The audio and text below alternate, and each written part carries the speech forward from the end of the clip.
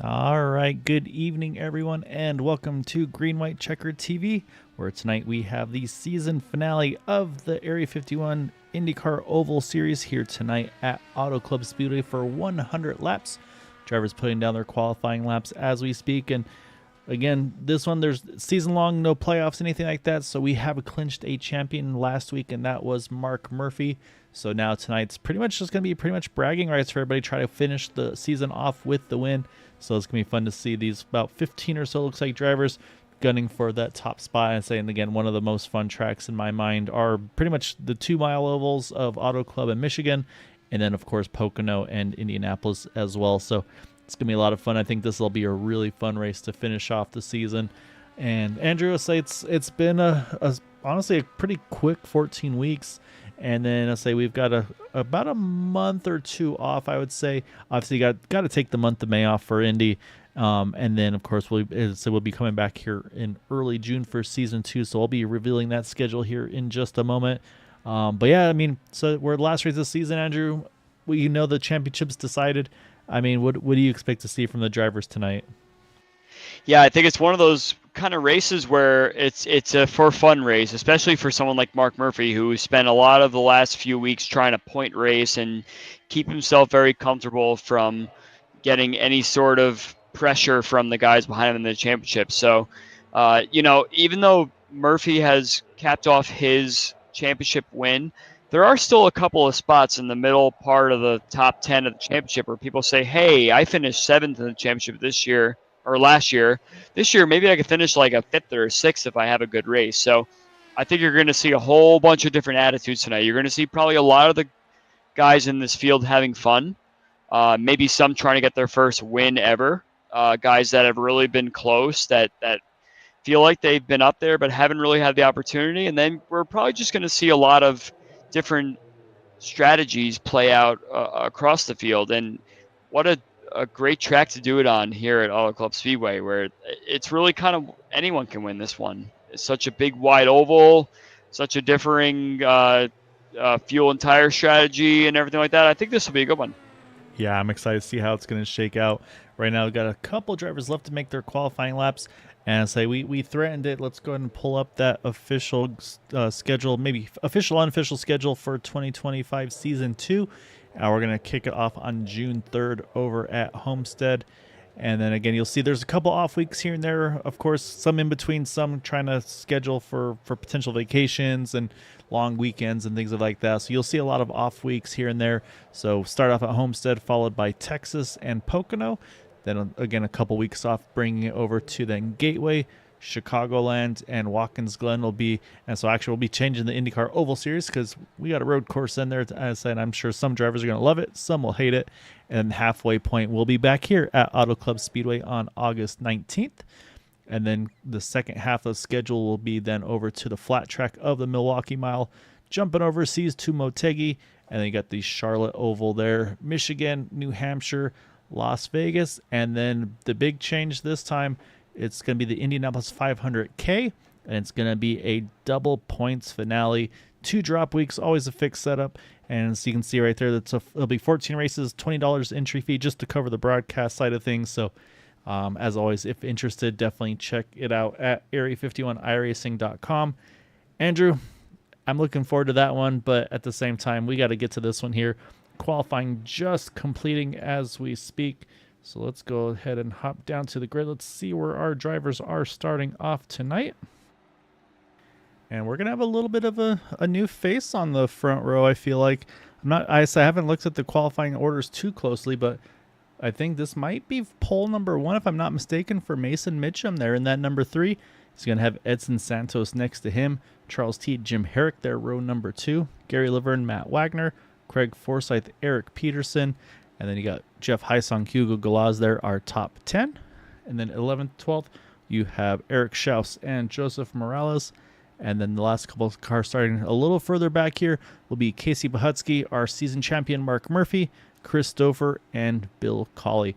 I heard him during the practice that, should I start from the back? And so I think Mark just wants to have fun tonight. The pressure's off of, now he can just go and maybe do some stuff that he would normally not. And saying at some point in the race, we're going to have to take a closer look at that car because he wants me to show a certain little special feature he's got on that number 69 car here tonight.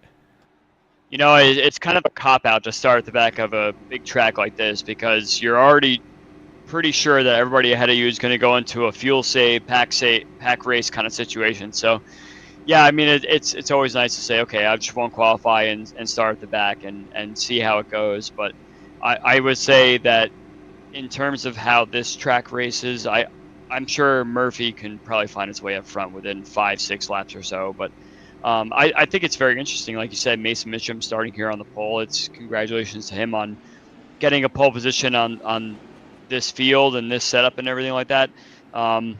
Yeah, I really do think that kind of what we were talking in the pre-race, this is kind of an unknown. And I think this really could produce some sort of surprise finish for us. And I'm really excited to call this one. Yeah, it's going to be fun to see how it pans out.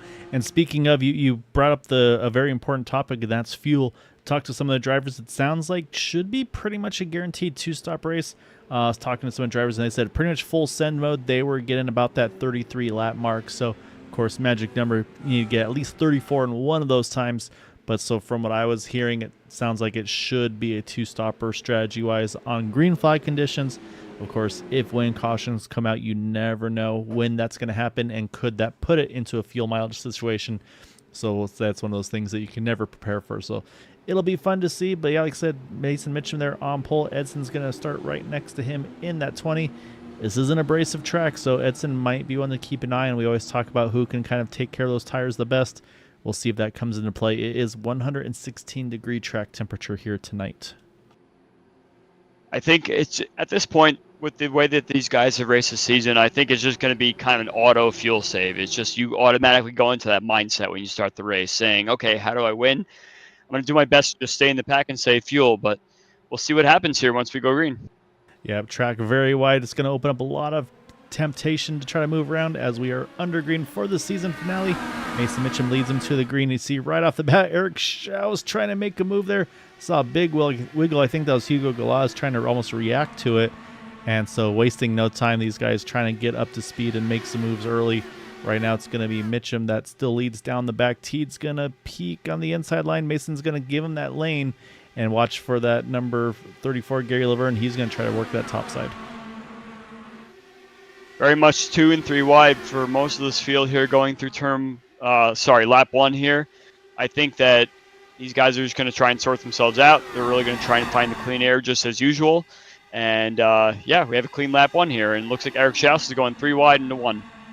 Yeah, Eric's the one that's been making the big moves early, already up 5 spots into that 6th position, but he's not done. You see he gets a great toe off of Jim Herrick. He's going to probably tuck low here. Maybe I'd say he's waiting. Last thing, there he goes, looking for that clean air, because again, this is a very wide track, but you still got to find somewhere to put that car, because that dirty air is going to be a bad time if you catch it at the wrong spot. You see 3 wide a little further back there.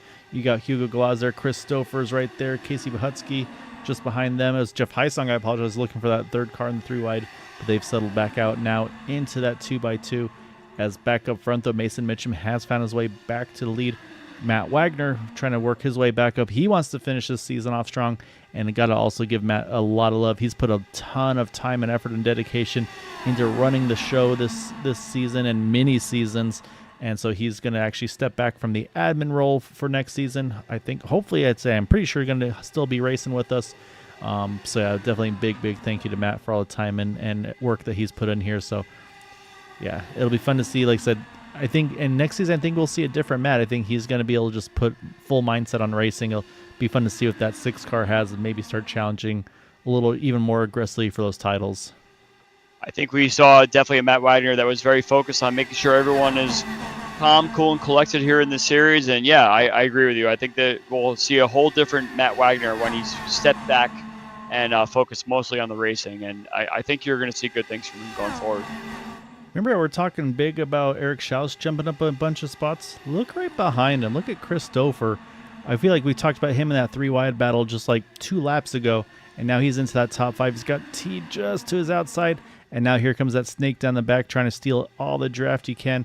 Mitchum's trying to get back because while we were watching him, Schaus found his way back to lead, as now these guys are all starting again, trying to find that clean air. You could see right there, Stouffer kind of just threading the middle between those two lanes. They're just, again, trying to get all the clean air he can as he's going to split the middle here going into one.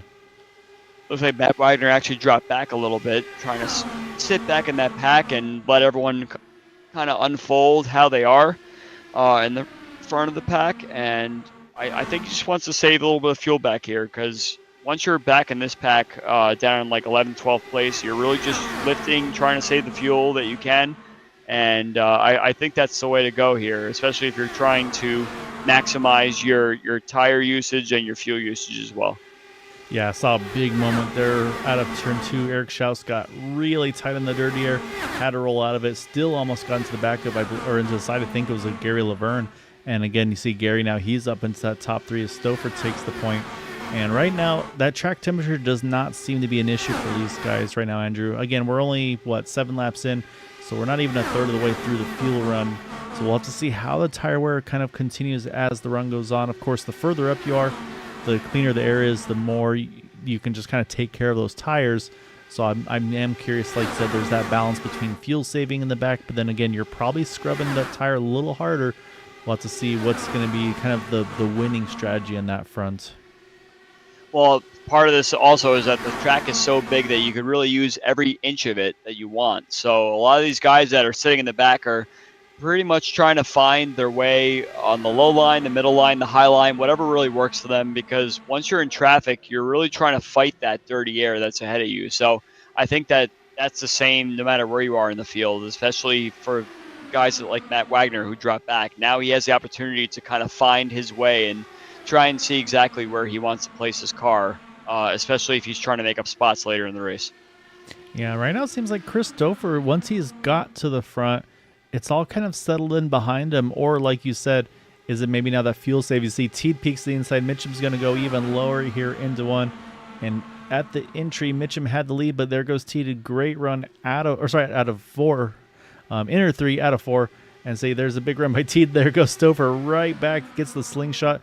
Watch for Gary. Is Gary going to try to go top to bottom? No, he's going to stay in line here. And again, now everybody tries to just, you almost have to try to predict, Andrew, what lane are these guys are going to go in? Where can I put myself not to get that dirty air? And so it's almost a chess match and just a guessing game at times of where you need to put that car in these turns. It looks like a lot of the guys have already tried to migrate to the top side, especially on the straightaways, and they're trying to keep the air very much on the high side. So if you really want to make a move, you have to try and time it just right so that you enter turn 1 or turn 3 on the low line, and you're able to pass a few cars on the bottom side when no one's there, and you could possibly pick up a few spots that way. But I think that a lot of these guys are trying to figure out right here in the beginning to middle part of the stint where exactly their car works best, and that's the very difficult part of trying to figure out where exactly you stand on where you are in the stint and how your car works therefore. Yeah, and again, you can see just the tightness of some of these guys. They drift up, they're able to grab it, but right there we saw Gary Laverne, same thing. He had a bit of a slide. And talk about tires and fuel, that last time by, Schaus ran the fastest lap of the race, the 32.64.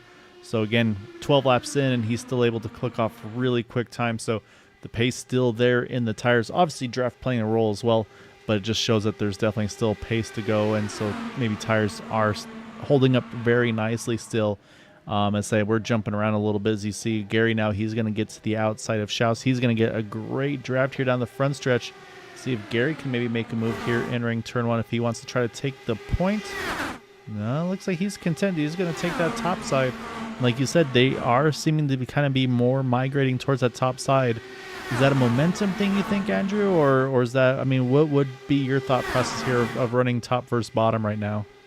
Well, I think when you're on the high side, you have a much better opportunity to arc the corner a little bit better than the cars ahead of you. So you're able to find that clean air and find a pocket where you could put your car that you could get the most clean air possible. We saw Mason Mitchum actually on the last lap try to take the middle line there, but the entire front pack there was 3 wide, and he kind of fell back a little bit, and he's sitting now in 7th place, dropped back from the pole position spot there. So I think he's just trying to find his way right now and trying to find that pocket of clean air that gets him back up towards the front again. Because I think Mason wants to run up front right now.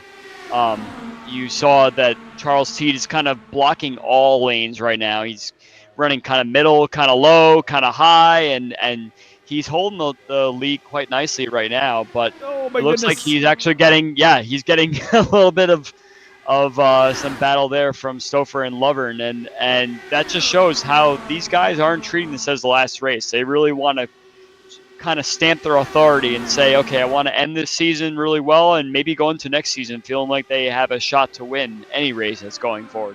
Yeah, that was a big move by Chris. He saw just a gap wide enough. He's like, yeah, I can fit in there. And so he went ahead and was able to squeeze that gap. But man, from here, it looked very, very a little tight there to make it happen. But and think too, a track like this, it's a super racy track. Again, these guys, they've been racing with each other week in and week out. And like we mentioned, I feel like the pressure's off of the championship side of things. So now it's just like I said, it's almost the just let loose and go have fun. And so again, I don't get to hear what the drivers are saying in chat, but I kind of wonder either in Discord or even in the iRacing communications themselves, if I don't know. I kind of feel like there's probably a pretty big grin behind a bunch of these guys right now with just some of the moves that are being made, and it's probably like, man, that was something right there. Well, I think you can even see kind of the behavior of some of the drivers and what lines they're taking. Like Gary Lovern, for example, he kind of got a little bit of dirty air there, and I think he wants to lead right now because he's kind of taking all the lines on the track right now and finding all the dirty air he possibly can. And that could be a matter of choosing wrong or maybe not really using the right line that he wants to use, that the car feels more comfortable because those cars up ahead are stealing the dirty air. But guys like Charles Teed are not a fuel saver kind of mentality at all. They just really want to get up to the front as soon as they can. And it looks like Chris Stouffer really has means of the track right now of trying to pick the lane that works best for him. And Teed is kind of just following in his footsteps a little bit. Yeah, as we're watching out the back of Stouffer, there goes Teed, gets the big draft down the back. He's going to take a look entering 3. And you can see easily going to clear. You see Stouffer just crosses over Gary there. And now same thing's going to happen here. Stouffer's going to grab that draft back. And so right now this is looking a little bit more organized to me here, Andrew. This is looking kind of like the swap draft we talk about. Again, trying to keep the pace of the race up and see then, again, kind of try to slow down the saving able to be done by some of the other drivers, because I look a little further back. I feel like there's some anchors being dropped, we'll just say, where some of these guys I don't think are making the big gains that they could be. And there's a certain driver. Do you know of anybody who we know very well about fuel saving? I think that might be Craig Forsyth going in the direction you're going. He's been very, very calm this race. So, and again, there's no cutting a fuel stop out of the race, but again, if you can go longer, that could open up opportunities for maybe trapping the field down a lap if you can go further and a timely caution happens, or of course get to those final pit stops. You can maybe cut a little bit of time out of your pit stop and jump ahead of those guys. And we've always talked about how aggressive some of these guys get in and out of pit road. So if we get to that spot right there, though, I just saw Hugo. I believe, Hugo Glass caught the wall out of 4. We'll keep an eye on his car. You can see the momentum loss. Schaus going after him as hit a little bit of contact between the two of them. They're entering 1. And so right now, let's say the big thing here is going to be, Andrew, is that car hurt at all? Is it maybe a little tighter than it was before? So Hugo's going to have to be a little careful here these next lap or two just to make sure that what he had arrow-wise before, he still has on that 57.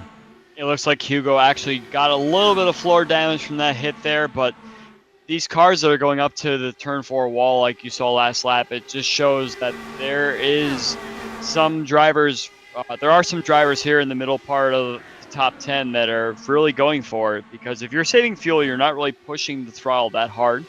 And I think Hugo found himself victim to that. So luckily no one else really got impacted by that so much. You see Mason Mitchum is really trying to find that line around the outside. I think Hugo is going to suffer a little bit. So maybe when he comes down to do his stop there, he's going to find himself using that fast repair and then try and kind of nurse that car from there. But Mitchum goes by him there. So Mitchum is now kind of set free to do what he wants to do. And Mark Murphy has made his way up as well into the top 10. Yeah, Mark's been just really biding his time, it looks like. I wouldn't say going full fuel save like we were kind of teasing with Craig. But yeah, definitely, like I said, definitely not the Mark Murphy we've seen earlier in the season where it was basically full send mode and then towards the end, of course, then protecting a little bit. it looks like he's kind of just doing a little balancing here where, and it might be even one of those things where, all right, let me see if I take care of the tires early, do I get that run where I have the pace on these guys later in the run? Or does it wind up being that, okay, I saved tires, it didn't do it all what I thought it would.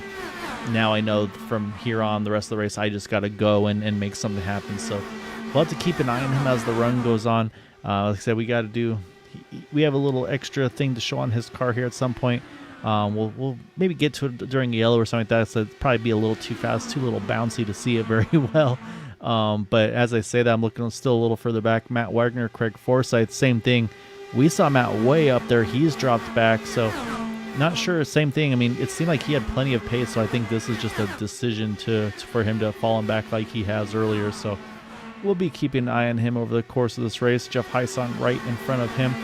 I'll say we got to give a preemptive congrats to him because say we're talking pre-race and he said basically got a baby girl on the way in pretty much any minute type of a situation. So if we see an abrupt pit stop by that 18, for all we know, that could be why. So big congrats to him and his wife, and definitely looking forward to having an extra addition healthy to the family and get mom back home, of course, as well. So yeah, big congrats to that family.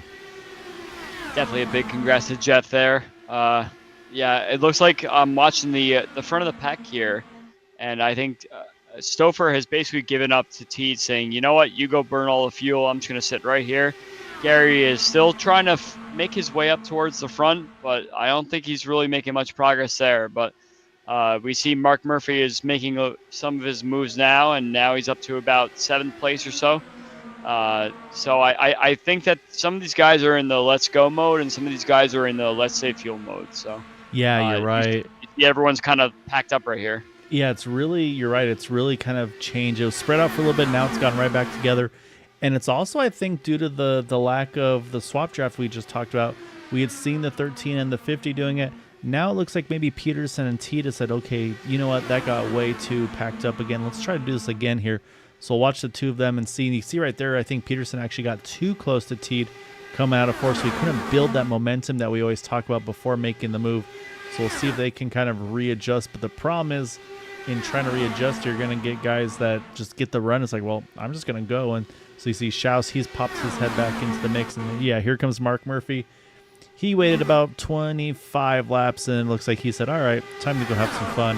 And he's going to try to work his way to the front as he's just looking underneath that 72 and that 36 trying to get to that top spot. Looks like Teed has really tried his best to kind of maintain dominance in this race, but he's under a lot of threat, especially from guys that know that they could pass him, but just kind of want to hang out for now. And I think Murphy said, you know what, let's just go for it. So Murphy's going to go for the lead right here. And from 14th place on the grid up to the lead, Mark Murphy goes. And I think a lot of these guys are trying to find their spot still. It seems like you'd almost expect by now that everyone's kind of find their spot, but I think especially guys like Mason Mitchum is really still going for it. And he started on pole and he feels like he should be up there, but really can't find that pocket of clean air that he really needs in order to get back up there again. So Murphy is leading right now at Teed there. And it looks like some of these guys are really trying to find a pocket of clean air. They really can't find that clean air that they need to get up there. Yeah, it's gotten really stacked up here in this mid-pack. And I was about to mention for Mason is like, oh, he's starting to make his way back up. It's right there. You see all the air wash. He had to roll out of it a ton not to get into the side of Jim Herrick there. And you can see that just really stacked up. He looks like Hugo behind him. And so, yeah, honestly, I think at this point here, Andrew, I think a lot of these guys, I think those tires have kind of hit the cliff. And that's what I'm seeing here. And so I think for like a Mark Murphy, I did mention maybe taking care of the tires. And I think now he's got that green light, said, all right, these things feel good. Those guys are dicing up. Let's go for it. Because the more and more I'm watching, I mean, look, Matt Wagner's popping into the mix here in that 6. We saw him roll back early. So I'm thinking that it might be that. There might be some tire management that was done. And Mark's done a great job with it. Matt's done a really good job as well here. So we'll have to see if they can kind of continue that trend because, yeah, they've been able to kind of comfortably hold on to this top spot now, not seeing that big charge. And you can see Mark able to easily hold the inside line here. Well, we're getting very close to pit stop time as well. We're on lap 32 right now. So guys are going to start thinking about where their break points are and and get themselves all kind of really set up. And I think that the pit stop is going to sort of change things around a little Contact. bit. Oh yeah, we got I think Mason. Murphy got into Edson, and Edson held on to it, but unfortunately, you can see that car is very worse for wear. So let's go back here. I'm going to back it up one more time just before we get to these pit stops. You can already see. Oh, actually, I'm on the wrong car here. Let's jump over to Edson. Now we'll pick it up here at speed. So you see there's the contact that bounces him into Edson, nowhere he can go. And yeah, just heavy damage. He has to jump on to take a tow into pit road. So we do stay green. Strategy-wise, though, haven't missed anything on pit stops. Leaders have yet to pit. Just unfortunate for Edson there, Andrew. Just wrong place, wrong time. But yeah, look at the field again, though. We've really singled out here, especially on the straightaways. You saw everybody was just completely line astern. So, like you said, I think everybody's starting to position themselves here. I'm not really sure what was with Edson there, because I think he was trying to save fuel in the pack a little bit, but I thought he would have tried to place his car a little bit better there. But yeah, unfortunate for him. Looks like Teed's coming in as well as Stouffer. And that tells you something, too. We saw where Stouffer was this whole race, and now somehow in the pit stop cycle, he actually wound up behind Teed. But now Stouffer's going to have to give here, as I want to say his pit stall's before Teed. And yeah, there he goes. He's going to have to roll out of it, cut in behind the 50. Yet there he goes. And again, these guys have pit limiters, so they're both probably just sitting on the pit number exactly. And so it's one of those things where you got to make sure you know where your stall is in relation to the other guys. So you can see here comes Murphy, actually a little earlier than I thought we'd see him, but he's going to hop onto pit road, and looks like he's going to bring Mason Mitchum along as well. And also, again, possibly some damage for that number 3, as we saw that wall contact, and also the contact afterwards with Edson. So we'll see, like I said, maybe have to have a fast repair there. So that's going to be the second set of drivers to pit. Bill Colley also has pit a lap earlier. He's on the inside line there. We saw the leaders just kind of pop into frame for him. So now, again, we continue to watch strategy-wise. I think I saw Peterson on his way. Schaus is on his way as well. Add Jim Herrick to that mix as well. Jeff Heisong. So pit stops are happening here, and they're fairly spread out right now, Andrew. It's not like every 2 laps. It's right now, I mean, we're going to have about a 4 to 5 lap spread, it looks like, on pit stop cycle. I think that at this point, you know you're going to do 2 pit stops, so why not just come in when you want to come in and not really save the fuel? But if you extend your first stint, then you really don't need to worry about saving fuel for the second stint, even though everyone's kind of on the fuel save mode. So I think that this is a good strategy for these guys to come in around like 34, 35 or so. And yeah, it seems like most of the front of the pack still has not come in yet. So I don't think that there's going to be a lot of waiting to pit. So let's extend the first pit stop out here and see where it leads you. Yeah, so you got Gary Laverne. He did come in along with Pahutsky, Hugo, and Joseph. So it just leaves these 2 here, Craig and Matt. And again, this is not a bad option for Craig, 'cause he stole a lot of draft. You saw right there, Craig was straddling the apron there. That was very tight here. And again, this is where these guys try to get everything. But Craig was still locked up past the cone. I'll have to keep an eye on the 99. And again, that cone is the entry, not the wall. So you have to slow down at speed a fair bit before.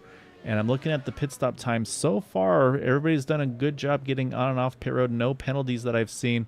So we'll watch these 2, and then we'll switch over to see where the cycle is going to complete at. As here they go. They're going to both hit their pit stalls pretty much right on cue. Oh, Matt overshoots his a bit. He has to back it up there, as probably lost his view behind the 99 a little bit. So that's going to cost him probably about a second or so. As there goes Craig, and then waiting for Matt. There goes Matt. That's actually a big hit for Matt there, unfortunately. So we'll keep an eye on him as well. And then here comes the field here, as Chris Stouffer's got to the front here, just waiting to see where Craig cycles out. It looks like, as you see, everyone's kind of been broken up quite a bit here on this pit stop rotation, and Craig gets out ahead of much of the pack, but he's going to be swallowed up by much of the pack by the start-finish line for sure. And once you have everyone kind of spread out like this, then you know that as long as you're in the draft of the car ahead of you, that you'll catch back up again. So expect the pack to form back up again in the next 2 to 3 laps or so. And yeah, as you see, Craig is already kind of getting caught by Chris Stouffer here. So as these guys are teammates, I'm curious to see how they treat this. I think Chris and Craig may try and swap draft from here and keep Gary boxed in 3rd place there. and he's bringing the whole pack with him. So as you can see, there's about, what, 8 cars in the Yep. front pack. And Yep. yeah, Yeah. From Hugo's Stouffer back a to little Murphy. bit. And it didn't really seem to work out for some of these guys that are about 9th on back. But if they pit after 34 or 35 or so, I don't think you can count them out of the fray yet. They're just going to be kind of following the car ahead of them and trying to see if they can catch back up to the pack again, single file. And that's what I'm going to be doing here is I'm going to be watching these lap times, Andrew, because obviously Craig still was running by himself there, so still kind of picking up speed. He ran a 33:15 to Chris's 32:65. But then I went to Hugo. He ran a 32:76, so he was quicker than Craig, but obviously slower, just barely by Stouffer. This time around, Stouffer ran a 33:0. Then we go over to Hugo. It was a 32:77. Matt Wagner ran the fastest lap of the race, a 32:50. So Matt right there gaining half a second. And so right now Hugo's kind of right on the edge of grabbing to the back of those guys in front. Again, we talked about that 1.5 or so second margin being the magic number. And so what Matt's going to do is he's basically going to steal the draft off of Hugo, who's working the draft off of Jim Herrick. And then the goal is if they can all play their cards right, that could get everybody up to 13th of Casey Putsky back into this main pack here after that cycle. And I can tell you that the gap is closing between Hugo and Jim Herrick as Matt runs another purple lap there, 32:45. You can see Matt is wasting no time to get himself back up to this pack here, and he's getting closer and closer every single lap, and that's referenced by the fact that he keeps doing fastest laps of the race. So he's using Hugo right now as his draft car, and by the time he gets by Hugo, he's going to be right up with that front pack again. And he's bringing Jeff and Mason with him as well. So you're going to see all these cars kind of packed back up again. But these guys are burning a lot more fuel, so you can expect them to be one of the first people to stop during the next pit stop rotation. Oh, man, look at the 3 wide right here. You can see Bill Colley did go a lap down there. Again, he kind of lost the draft earlier on in the race, but you see right there, he's just kind of letting those guys get around him. Herrick there had to take the apron. He got really tight there through 3 and 4, had to roll out of it. You can see Hugo taking advantage of that. He's going to jump right on by. Here's Matt Wagner, the big head of steam. He's going to hop low, so there you go. There's the 2 of them back in the main pack. And like you said, here comes Haisong. He's right there along with Mitchum and Pahutsky. Again, they're all within a second, so should be fairly safe. Of course, when you're that last car in the draft, you want to be a little tighter. But up front, though, Stouffer's actually, again, I want to call it breakaways. It's 3/10, but it's probably about the furthest up we've seen anybody from the field during a green flag run here, those couple of car lengths that we got right now. It's pretty remarkable, really, considering the fact that everyone can really draft down on your rear wing down the front straightaway and especially the back straightaway where you're kind of driving in a straight line there. So Stouffer is leading right now, and I think he's pretty comfortable right there because no one really seems to want to fight him so much. And, you know, you have Teed right there who's not really a stranger to wanting to lead the pack and kind of keep himself out of trouble. So expects Charles Teed to come back up front again. But it looks like Stouffer is really kind of holding his own right now. So maybe Teed is considering some sort of fuel save for later on in the race. I think we are. Everyone's very close. Yeah, I think the anchor has been dropped a little bit. And again, I'm looking at lap or pit stop time. So Stouffer and Teed were some of the first one ends at 34. Then we go to Forsyth and Wagner, who pitted at 38. So I mean, there's a 4-lap difference there. This is a 2-mile track. So I mean, obviously, I'm bad at math, but 8-mile difference in fuel. So that could always come into play. And again, like we said, it's a 2-stop race for everybody. It's just like you said, Stouffer, Teed, they might have to be a little more careful on fuel. Regardless, of course, they're going to have a slightly longer pit stop just because they're going to have to probably pack it all the way full. Whereas someone like Craig or Matt, they might be able to short fill just a teeny bit, maybe save, I don't know, maybe save half a second to a second. These things do fill pretty quick in these IR18. So it's going to be interesting to see. Like I said, we've got the field all pretty spread out here. So what we should do here, Andrew, is we should show off our wonderful paint schemes for all these drivers run through our field here. Now we're going to start off with our race leader, and that is Chris Stouffer in that number 13, who is up 14 positions as we speak. Right behind him, started third, is that 50 of Charles Teed. And then Gary Laverne running in third, up 2 spots in his number 34 car. Craig Forsyth in fourth in that number 99. He is up 3 positions. Right now in the top 5 is Eric Schaus in the 72. He's +6 from his starting position. Right behind him, Eric Peterson in that number 36 machine. Started in 8th, currently running in 6th. And then Jim Herrick there in the number 40 Racewear. Right now currently sitting in the 7th position. Of course, again, got to give Jim all the love for all the support he's been given to the league with 40 Racewear. And we've got some exciting things to announce in the coming weeks, hopefully. Our season champion there, Mark Murphy. He threatened a new paint scheme. He's got it here on track tonight. Like I said, we're going to be getting a little closer look here in a little bit as he's up 6 spots in that number 69 machine. Hugo Glass, we saw the contact a little bit earlier, Andrew, but it looks like he's been able to recover well from it. And so we'll see if he can kind of hang on right now, still in that main pack, importantly. And then Matt Wagner, we saw him having to try to chase that field back down in the number 6 car, currently in the top 10 as we just crossed the halfway point. And then Mason Mitchum, our pole sitter, has dropped back a little bit, but again, still has plenty of time to try to recover. And so a great start for him, but hopefully be able to find a way to bring it back to the front towards the end. Jeff Heisong there in that number 18 in and out machine. Perfect paint scheme for here tonight in Southern California. Sits 13th. Casey Putsky, there in 13th in that number 25. And then those are the lead pack drivers. Still on the lead lap, but a couple seconds off back is that number 60 of Joseph Morales. Just unfortunately dropped the pack through the pit stop cycle. Again, that's just how quick these guys get in and out of pit road. And then right now, first car and only car one down is that number 31 of Bill Colley, who is importantly, though, in this draft pack. Keep that pace up here, Andrew. So if something were to happen, he can capitalize and get back on the lead lap. And that is the 15 drivers on track. Unfortunately, early retirement from that contact.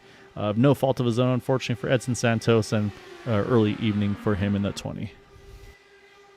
So we saw that the pace of this field, when especially the drivers that were trying to catch the back of the pack, were doing low 33s, high 32s, while the entire field is doing 33.2s, 33.3s. I've been watching as you were going through the pack there. It seems like everybody has slowed the pace down quite a bit, so we're back into a fuel-saving mode again.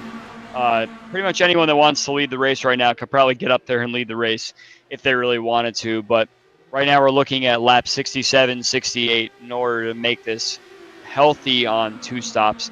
And like you were mentioning before, some of these guys that pitted a little bit later or were trying their best to make their last stop the shortest possible, those guys are trying to save the most fuel possible. Guys like Craig Forsyth and Eric Schaus seems to be sitting right here in the middle of this pack, as well as Jim Herrick. So these guys that are sitting right here and just very, very comfortable to ride line astern and not really get too crazy with any sort of heavy racing going on, those are the guys we're going to try and make their last stop the shortest possible so they don't have to worry about catching up to the pack in the last stint of the race, such as Matt Wagner and those guys were trying to do at the end of the first pit stop. We see Murphy is really going for the lead right now, so I think he wants to lead this.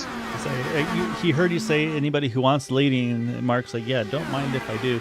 So what we're going to do is we're going to hop on board, look at the roll bar cam of that number 69. So you see Mark at work there. You see all the cars in his mirror. And I don't know if you can see it there, Andrew, but there's a tiny little, there's something you see over there right between his car number and his name.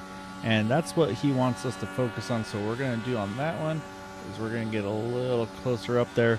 And there we got a great shot of it. So, but the question is, Andrew, are you able to tell what that is on that nameplate of that number 69 machine? The number and the nameplate. Yeah, it's right on the dash. Say for those that are watching at home, I say we made sure we're gonna get some attention to it there.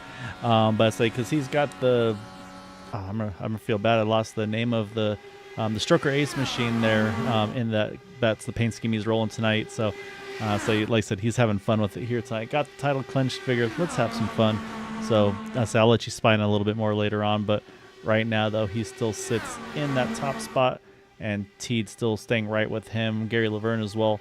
And at this point, Andrew, there's no way we can pick a favorite on this one because we've seen a lot of these guys, like you said. I don't think anybody's shown their full hand here at this point yet. Let's say we're not at Vegas, but I think there's a little bit of strategery going on. As I say that, here comes Matt Wagner. We talked about him riding, saving fuel. All of a sudden, he's popped up into that top 5 now. He's definitely going for it. And some of these guys that were trying to chase a little earlier on, maybe they're not really worried so much about trying to save any sort of fuel. They know they'll have a fast pit stop. So any sort of way to get an advantage on the cars that are chasing you, I think that's the best way to go here, especially at a track like this where you know that you can pretty much tow anyone up from behind you or catch anyone up ahead of you. That's the way to go. So I think Wagner is really just going for it this race, and he's not really too worried about what his last pit stop's going to be like. So guys like Wagner and Mitchum and those guys that we're trying to catch earlier on, maybe they have something up their sleeve for the last stint. Yeah, and then of course, then we get to the strategy call of, do you pit as soon as you're in your window? Do you run it long, and that way, you, of course, if you're still saving, you save even more fuel and have the freshest tires at the end. There's just all those debates of what's the fastest way to go, or even if, let's say, again, we saw Craig there, he was able to finish the pit stop cycle and get in front of everybody cleanly. If maybe you can get a quick in and out pit stop, maybe do it with a teammate.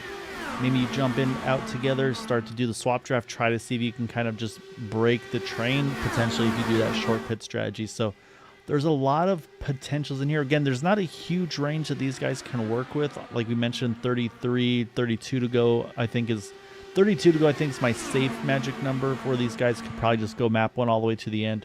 But again, like we mentioned, though, some guys went all the way to 38 laps, so they can almost get to close to 20 to go at that rate. So, well, I'm going to be curious to see who's going to pull what strategies. Do we see any team play where they say, hey, let's try some almost like the super speedway style where you pit in a group with maybe one or two cars. So I'm genuinely curious to see what the strategies are going to be, or maybe we just see these guys all just run it out as far as they can here. Well, the pace has picked up for sure because we're back down into the high 32s again for lap times, and you can even see that the whole pack is starting to spread out a little bit compared to maybe 5 or 6 laps ago where everyone was just a bit on top of each other. So I think that fuel save is out the window now. Let's all just kind of battle and see what we have going on here. And this is such a big draft envelope that people are trying to figure out what the best line is for their car. And I think those guys that are running the high side and arcing the car down low are actually making the best moves right now. So I'm actually watching, who's this here? This is, it's actually Wagner that's been making some big moves on the bottom side. And I think he may try and go for the lead here if he can try and get underneath Murphy. Yeah, like I said, I also, when you said that too, I was watching Schaus. He kind of had that really high entry. Actually, you can see there, I think he actually checked up more than Forsyth was expecting. I think Craig actually had to react to her, but you were spot on there. You were saying Matt's going to try to get the lead, and we looked over for a second at Schaus, went back over. There was Matt taking the point there in the 6. Murphy's going to take back over. And again, we talk about the pace picking up. I wonder if this is part of it right here as they're working the swap draft here, I think. So you see here again, Matt was able to drop enough back. Look at the big run he gets. He's going to jump right back by. And so, like you said, the field starts to spread out. And this is the right time to do it, I think. Get the field spread out right before the pit stop cycle. That way, instead of everybody pitting within a second, right now you got about 2.5 seconds from 1st to 13th who are all still in this main pack. So I like the strategy right now. This is the time to really try to break the field up here. And I got to say, I think the 6 and the 69 are pretty much working it to perfection at the moment. Look at what's going on right now. The top 2 have broken away from that pack a little bit, and they did a little bit of a swap draft for the last couple laps. Murphy's leading right now, but here comes Wagner to take that lead back. And you can see that Charles Teed is not very easily hanging with him as he was before. So I think now the tires have started to wear a little bit. Did a little bit of a fuel and tire save from the leaders. I think now it's gotten to the point where the top 2 may be able to sort of draft their way forward, and this is going to make their last pit stop very easy. We're coming into the end of lap 65 right now, so I think everybody's going to be able to make it on one more stop here, dependent on if they can make it to, 67, 68 or so? Yeah, I think if they can do 2 more laps, they'll be okay. If they can do 3 more, basically, I think if they can pick coming to 32 to go, in my mind, they're golden, full rich to the end. But no, you're exactly right, though, Andrew. Like I said, they were able to kind of sneak away by a couple of tenths on Teed there because, again, we saw the swap draft earlier, but you can see how effective it's being done right now by these 2. And that's really spread the field out here. And it's I think, also forcing these guys, they're starting to have to get a little bit more aggressive. I'm seeing Craig's kind of almost, I feel like he's almost doing one of those like, oh crap, we got to pick it up here because they're starting to get away from us. I can't just fuel save anymore. So I think Craig's kind of cracking the whip a little bit in the 99. I saw Stouffer start to try to pick up the pace as well. So I think all of this is done from these top twos. It's really just kind of added a little bit of concern and some stress to the drivers from third, fourth, and on back. Just knowing, hey, okay, we gotta go now. And you can see Craig now, he's trying to work his way forward. Jim Herrick's trying to join him along here. And those are teammates right there, the 99 and 13. So even there, you can see Craig just wants to try to get around. So, but we're down to 33 to go this time by already, Andrew. So 32 next time. So in my mind, at this point, pit window is open. Now it's just to see who blinks first. And if we go by the earlier pit stops, it'd be Stouffer and Teed be the first ones in. I think one other thing I want to add on to what you were mentioning is that this actually is an accordion effect down the whole field, because once you have the top two guys starting to go, it takes a few laps for the guys 4th, 5th, 6th, 7th, 8th to realize, oh no, we're actually going now. We're not saving fuel anymore. So that's what kind of spreads the field out. But then once the guys are going full speed, that wall of dirty air becomes bigger and bigger as you get down the field. So if you don't get the exact time that the guys ahead of you are starting to go, then you're going to start to lose out on clean air and being able to make up any more spots, which is why you saw like Schaus and Forsyth, especially Forsyth, like you were mentioning, not being able to really get the spots that they want to, because they realize that, wow, there's a lot of dirty air now that we're going a lot faster. Yeah, exactly right. So just like last time, Stouffer T, the first one's in. That's coming to 31 to go. So again, I think pretty safe on field for the two of them. So if they can get in and out together, stay organized, I think that's going to be their best hope to stay with the main pack here. And of course, like I said, to maybe try to make some moves. But saying you saw Stouffer was able to kind of close that gap on those two. So that's also something to keep an eye on, watching pit time cycles go through. And it's looking lengthy for Stouffer here. Might be either speeding or unsafe entry, unfortunately, for Chris. Teed's already down and away. And then here come those two that we just saw doing the swap draft, the 6 and the 69. So that's going to hand lead over to Craig Forsyth in 99. But yeah, unfortunately, it looks like Stouffer's still on pit road. So that's a penalty on entry. I'm guessing probably just too hot on entry, unfortunately, for him. Well, this is the last pit stop of the race, and this is the money pit stop, the one that you have to nail absolutely perfectly. I'm actually going back and watching Stouffer's pit in right now. Yeah, it looks like he might have been a little bit fast on entry there, but I don't know if that was penalty worthy or not. So if it was very, very close, and unfortunate for Stouffer. He's back underway now, but that's the end of the race for him for the most part. Yeah, no, he's going to need a caution and come back into the thick of this. Matt Wagner and Mark Murphy, they've just cycled back out.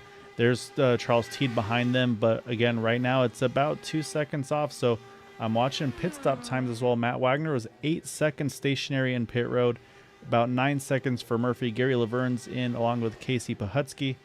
And so, I'm trying to watch for Craig what his pit stop time was. His was 8.5 seconds. So we'll see again. We got to see how it all cycles around. But now up front, though, you got the 40, you got the 36 battling. Hugo Glass, and Eric Schaus right together. You see a little further back there is Jeff Heisong. And here comes Forsyth. He cycles out just in front of Matt and Mark. So, but you can see they've broken Teed, though. At this point, Teed's going to need some help to get back into the mix here, as Herrick and Peterson are on pit road. That's way too hot for Herrick there. That's for sure going to be a stop and hold. He almost hit the pit attenuator there. So unfortunately, we're going to for sure see a hold on that number 40 car. Yeah, those guys were actually going a pretty decent pace. They were doing high 32s kind of by themselves, really. So everyone really picked up the pace there. And those guys that are kind of pitting by themselves, they don't really have a lot of help to get any sort of draft to get back up to them again. So I think we're going to see this field spread out quite a bit once everybody's done through their pit stops. As we see Hugo and Eric come in, I see a lot of gaps here amongst the guys that have already pitted, except Murphy, Wagner, and Forsyth that came out together. Yeah, I'm watching Peterson here. You see he's still building up speed. There goes the top three. So he's going to try everything he can. He might grab onto the back of these guys. And that, again, we talked about kind of the ladder or the rope, if you will. That's going to be exactly what Gary needs. That could be exactly what Charles Teed needs, because he was out of that pack. If he can grab Gary's draft, who can then grab Eric's draft, and then in same return then grab Matt Wagner's draft. Right now it's a 3-car breakaway. This could become a lot bigger here, so we'll have to wait and see. You see there's Hugo, there's Eric, and again, same thing. These guys are just going to try to basically pedal out as quick as they can here and see if they can cycle in here. So same thing, Eric's going to jump up as quick as he can, steal some draft. So we might see, it's a big might right now though, but we might get 8 cars here back in this lead pack once everybody starts to fully build that momentum back up. You know, I think Wagner, Murphy, and Forsyth kind of hurt each other because the three of them couldn't decide which one of them wanted to lead, and they kind of stepped all over each other, really trying to figure out the best way to swap drafts and get ahead of everyone. If they had worked together, they probably would have left these 3 cars behind, way behind. But unfortunately, it's allowed the 3 of them to catch back up, and now we're in a 6-car pack. It looks like, actually, for the most part, they've broken away from most of the bottom part of the top 10 here. So I think we're going to see about 7 or 8 cars here battling for the win here. And I think that only has to do with the fact that Forsyth, Wagner, and Murphy all kind of stepped all over each other trying to figure out who should lead. And that's unfortunate for them because they could have ran away, the 3 of them, with this.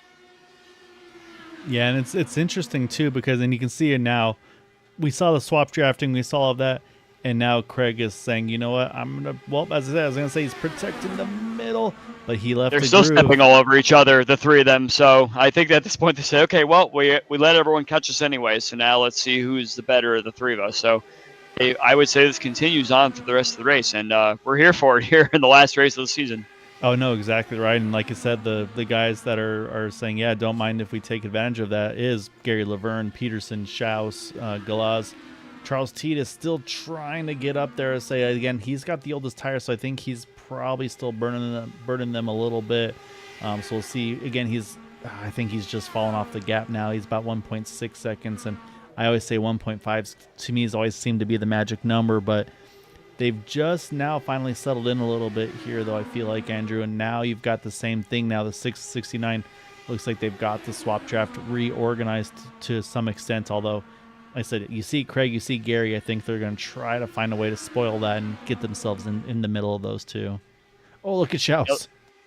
Yeah, looked a big shout out to Gary Lover, and he's stayed up with this pack the entire race. We usually see Gary kind of hanging out around 10th, 11th place or so, but he's really figured out how to do the fuel save, how to do the swap draft, how to do the everything having to do with what these guys doing. So if I was Gary Lovern, should he finish in this pack right here, that's a really, really great sign for next season when he comes back, and hopefully he can carry on some of the stuff he's learned. We've talked about him before, just kind of being right around the point of some of these fast guys that are in the top 5 week in and week out. But this is really, really good showing, and hope he can continue to keep that going here, because he's definitely shown that there's only 7 cars in this lead pack, and he's one of them. No, exactly right. And that's the thing, is you've got to nail your entry and exit, your pit stalls. And I mean, like I said, I've watched some of Craig's races that he streams as well on his YouTube, and I watch the entry, and every time I watch him from his point of view, I'm just, there's no way he's going to get a speeding penalty, and every time he nails it just right. And so to be able to match that, oh, look at Schaus, look at Craig there. It was really tight. It's like I saw Schaus just clear him, and then he's able to get through. And yeah, you can see right now everybody's trying to find, they're trying to position themselves, I feel like right now, Andrew. We're still 20 to go, 19 to go this time, and these guys are already trying to figure out, where do I need to put my car to try to win this race here? And like I said, you can see they're going 3 wide here for the second row. And so yeah, it's impressive right now. There's something they're trying to find here. As you saw Craig there get super aero tight there out of 2. Charles Titus caught up to this pack too, and that has to do with the fact that everyone's searching for clean air, so they're going very, very slow through the middle part of turn 1 and 2, 3 and 4. So Titus caught back up to this pack, so now it's an 8-car grouping that are going to battle each other. I do also want to shout out Hugo Galaz too. He's in this lead pack of 7 as well, and if you remember, he had that wall contact with the floor damage before, so he used that fast repair to perfection. Knew that he made the mistake, probably said, okay, I'm not going to do that again. I want to stay with this lead pack, so repair the car, get going, and you see him battling even for this top 5 here or more if he can get up a few more spots. Yeah, no, there's definitely that opportunity. And as you mentioned, saying, yeah, as soon as I heard you mention, I peeked over in the chat. My brother popped into there too, saying that T was able to catch back up. And the other ones they have a ways to go, but they're working hard to try to get there. And that's Mitchum and Haisong. they're starting to swap draft with each other, and I've been watching their lap times. They're right on pace. The leaders 32.95, 91. Leaders were 32.97 that last time by. So same thing. If these guys start to get even racier than they are right now, if there's enough time, they slow each other up. They could maybe make something happen, but at the same time too, they could be in the safest place because these guys are getting very aggressive now here, Andrew. And we know about netcode, and yeah, you might make the wrong move at the wrong time. One zigs, the other zags, and yeah, it's gonna get dicey. You can see, I think Craig and Eric had enough of the swap drafting from that 6 and the 69. The unfortunate thing for Charles T catching up to this pack is that he's used up a lot of tires and a lot of pace to get back up here again. If he wants to find himself in a position where he has a lot of tire life left to keep battling with these guys up here, he really has to kind of, okay, I'm up here now, I'm in the draft, let me take my time, cool my tires down a little bit and see what kind of clean air I have. He has the best opportunity for that, but hope he has the tire life to continue to battle with guys that are around him, or else he'll find himself kind of stuck on the outside, really unable to get the car to rotate, and you need that in order to get up towards the front and get the advantage to win the race. Yeah, no, and that's you're right. He probably burned a ton of tire to get there. The only thought I do have is, I mean, he did have a lot of clean air. Obviously, you're still gonna have tire wear, but maybe at least less dirty air. But you can kind of see though, yeah, like you said, he can get there, but then it seems to be about where things just kind of get stuck, if you will.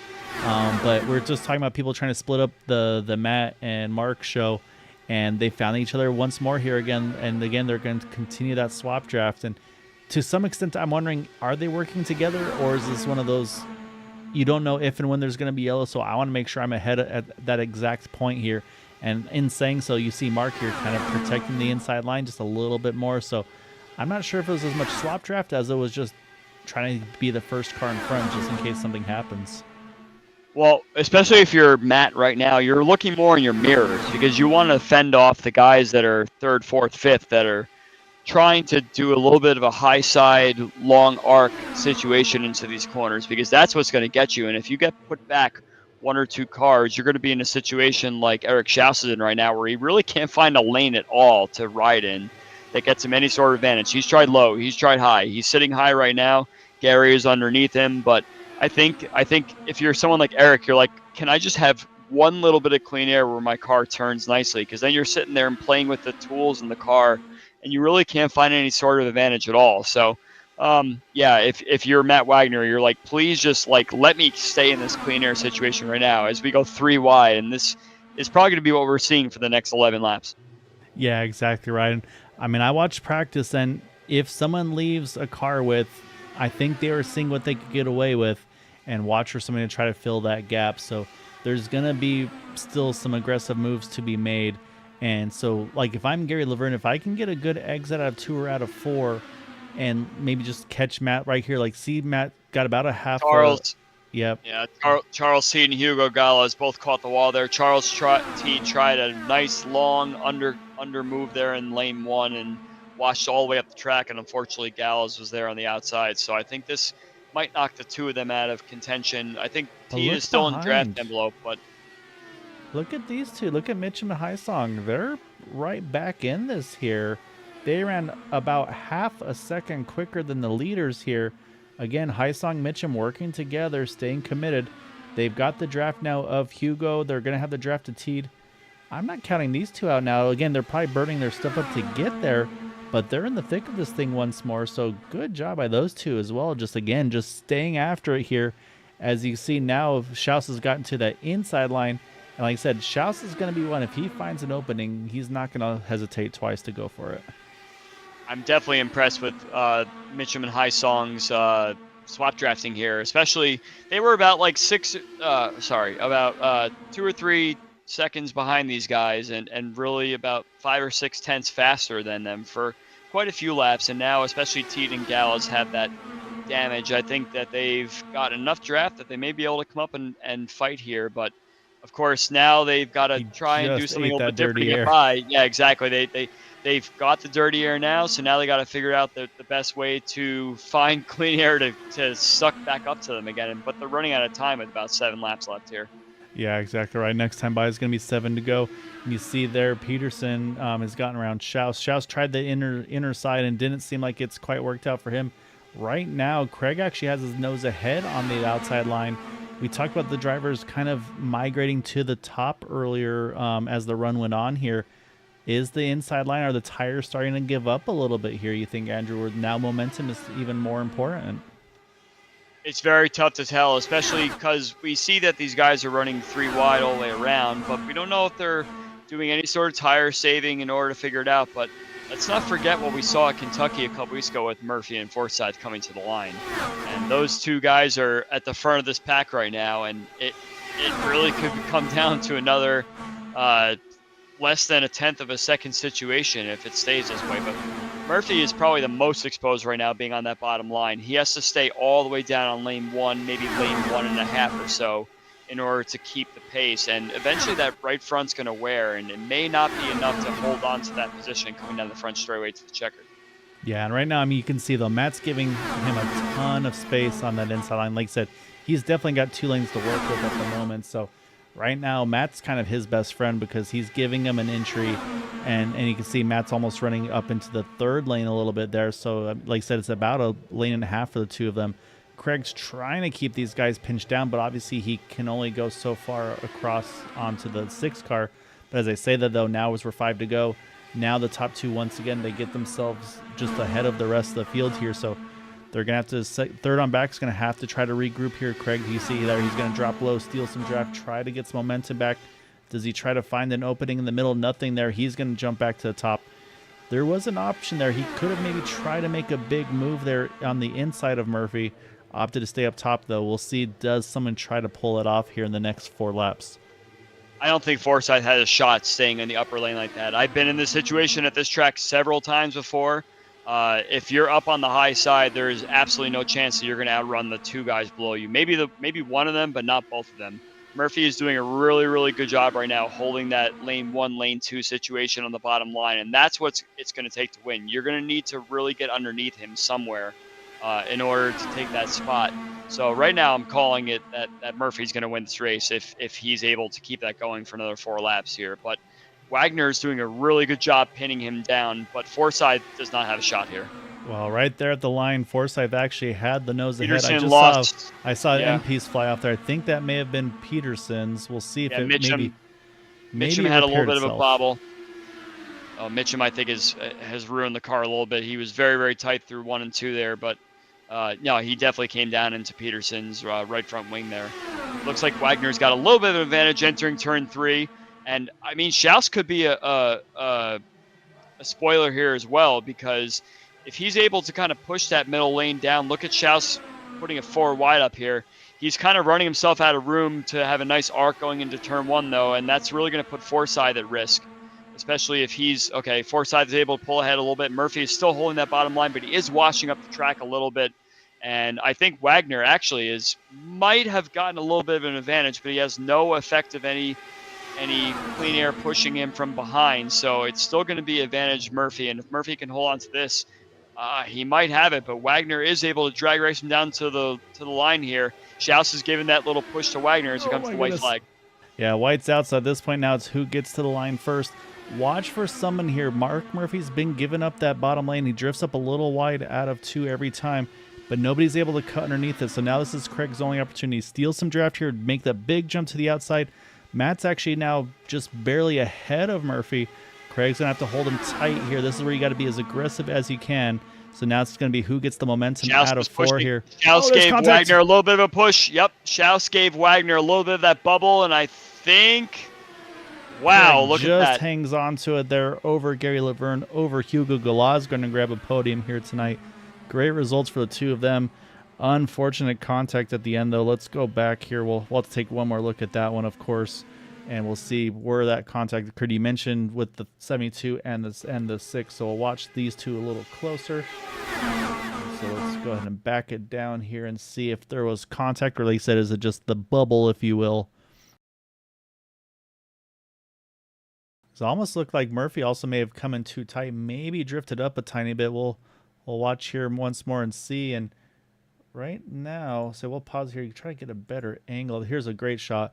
And actually, yeah, you can see the angle of the six. You can see the angle of the 69, and yeah, they just kind of meet in the middle there. And so, unfortunately, they'd worked together so well, and just yeah, didn't quite pan out at the end. You see Murphy, not quite the Indianapolis flight, but still definitely a big hit for him. And then Craig again just committed to that third lane, able to make it happen there. And then that dash to the line here for the rest of the guys is, oh my goodness, all right, maybe take that back about Murphy. That was definitely a bit of a flight there. And then at the line though, this was the position here at the end. Let's jump to the leaders here. As Craig's able to get a nose, and it was close though between Galaz and Schaus. Looks like about, I mean, what would you call that here at this point? So that's Maybe probably a, maybe about like a tenth and a half, it's a or nose a cone little pretty less than that. much. So Half a unfortunately, tenth, as you sorry. still see in the background, say I think Murphy's going to cross the line upside down. Yes, he is. Just to rub salt in the wound, unfortunately, for that poor man. But we'll jump back live here, switch over to our race winner, Craig Forsyth, as he's already got it parked in victory lane and so quick that he already jumped out of victory lane. But we are going to do here, though, Andrew, is we got to show our results before we get to those interviews. And we're going to pull those up as we speak. And it is going to be Craig Forsyth getting the win tonight by 0.03 of a second over Gary Laverne. Hugo Galaz there grabbing that third spot over Eric Schaus by about 0.02 of a second. And then Mason Mitchum grabbing a top 5. Great recovery for him again. They were 3-4 seconds plus back, and he's able to get back in the top 5. So great job by himself. Eric Peterson there grabs a 6. Jeff Heisung also is in that group, chasing the pack back down, grabs in 7th. Teed able to come back, get the draft as well for 8th. And then unfortunately we saw Mark Murphy still able to somehow finish 9th upside down across the line. And then Joseph Morales rounds out our top 10. And then unfortunately Matt Wagner. Again, those two vying for the win there, just contact there at the end, and puts Matt in 11th. And then unfortunately a couple cars with those penalties got trapped to lap down out there at the end, including Casey Pahudsky, Christopher, Bill Colley, and Jim Herrick. And then, unfortunately, early retirement there for that number 20 of Edson Santos. You know, it's actually very interesting, Gael. Like, you don't really talk about the beach ball effect. And to explain that to everyone watching, basically when you're coming up to draft someone and it's almost like you put a beach ball between the two cars and it kind of pushes the car ahead a little bit. You don't really talk about that a lot in IndyCar, but I was actually watching for several laps there, especially where Eric Schaus was desperately trying to find his way to that front line there, and he was not able to. Whatever car he got behind managed to get a little bit farther ahead down the straightaway, and much of the time it was Schaus going down the middle lane there and pushing Matt Wagner ahead. So that's why I noticed that, especially going into turn 3, as long as Schaus was able to get behind Wagner, Wagner did have a little bit of an advantage going into turn 3, and I find that very interesting because I don't think I've ever seen that before. Maybe it's such a special situation for this track where it's very apparent there, and maybe it just came down to the fact that perhaps Wagner had maybe 2 or 3 miles per hour more speed entering 3, and he kind of pushed up a little bit, tried to woe it down a little bit, and next thing you know, you may find himself a little bit lower than where he found himself before, and that could be where the contact came with Murphy there. I found that very, very interesting actually, and it's unfortunate it ended that way. Yeah, no, that was going to be a really, really good 3-wide battle between the three of them. And yeah, no, definitely not the way you want to see the season or just a race in general finish up. And so we're working on grabbing our top 3 here. Say we're going to grab Hugo and Gary in just a moment, just trying to get them hopped over and set up on Discord. I think I've just seen Hugo sneak into the picture here. So what we're going to do is we'll wind things back a little bit to be able to show off that lovely number 57.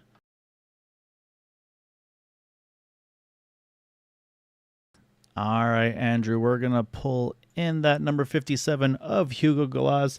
And as you mentioned earlier as well, Andrew started in 10th, brings it home in 3rd. But for probably for both of us, Hugo, there's the one point in the race you had contact with the wall, but you were able to keep the car together, got back, kept going. And I guess I'm pretty sure Andrew already saw it, but did you, the next pit stop, did you take a fast repair to fix the car up? Yeah. My apologies in advance for my English. Uh, Hi guys, Gail, Andrew. I was a problem with the wall. I take the fast repair um, from that lap. I think the race. I thought the race for the final. Save fuel, save tires, and I did this podium. Unbelievable for me. It's great for me, for the team. Gary is second. Congrats, Craig, also. Um, that's that's all. Sorry, guys, for my English. I'm very uh, emotional at this moment for me. Um, and that's all. Yeah, Hugo, I definitely want to ask you about, especially so you came back from the contact after the fast repair with the wall there. It looked like a little bit of a tough situation, but then you found yourself again in a Mhm. situation with Teed. Unfortunately, he washed up the track a little bit, and you had some Yeah, wall contact there again. Did you see that the car was similarly damaged, or was it yeah, not as bad the second time around, and the draft is able to help you? similar damage, but in my opinion, uh, the draft helped me uh, keep the position in both situations. It's definitely a track where you can the Yeah, draft is really such a big influence, and the many times you race here, I'm sure you see that it's able to kind of bring you along until yeah, the tires exactly. get in a really bad situation and everything like that. So yeah, that's a very good job for you tonight. I believe this your best Area 51 finish? Yeah. Yeah, it was a My first great podium, my job. best Yeah, I was result. gonna ask. Yeah, so first podium. I'm looking at the numbers, but yeah, and Hugo, don't at all apologize for your English. It's you're doing amazing, so no stress. But let's say we, at least me, I'm sure Andrew too. Like you mentioned being emotional. I think it's great because it tells everybody how hard it is to finish well here. It's really talented drivers, and like I said, we've been watching, we've been seeing you improve and improve, and we knew is one of those. It's not the if, but the when you're gonna get those good results. So, yeah, very good job tonight, Hugo. Before we let you go, though, always want to give you a chance to any thank yous or shout outs of friends, family, sponsors. The floor is yours. Well, thank you for your words, Gael, Andrew. Thanks for your job in the broadcast.